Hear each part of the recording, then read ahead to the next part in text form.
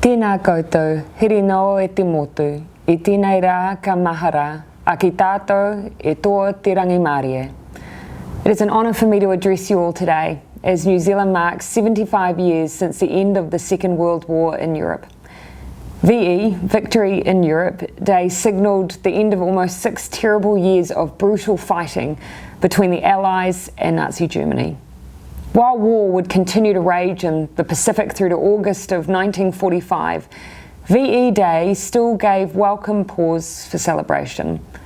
On 9 May, the day of the official VE celebrations, New Zealanders were woken by bells and sirens. Around the country there were bands parading, community sing-songs, Thanksgiving services, bonfires and victory balls. But while a few days of celebration provided a welcome reprieve, the brutal realities of war were never far away. In the weeks that followed, as more concentration camps across Europe were liberated, they laid bare unimaginable horrors. In the Pacific, New Zealand and its allies would continue their fight against the Japanese Empire for another 3 long months. By the war's end, 50 million people worldwide had lost their lives. New Zealand was involved for all but 3 of the 2,179 days of the war. Our servicemen and women fought shoulder to shoulder with our allies in Europe, in the Middle East and in the Pacific. 11,625 New Zealanders paid with their lives, and many more continued to feel the lingering painful impacts of war long after the guns fell silent. At home, women took a prominent role as carers, working for a living and keeping their households running. At the same time, they endured the anxiety and worry for their loved ones overseas. Today, we pay tribute to all those New Zealanders who lived through the Second World War. In particular, we pay tribute to our veterans.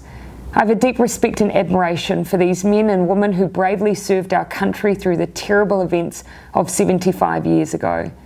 Today we remember the heroism and sacrifice shown by you and your fellow New Zealanders. The direct memory of the events of 75 years ago is held now by an ever-decreasing number of New Zealanders. We're privileged to still have a few Second World War veterans in our communities. To these few, today our thoughts rest with you.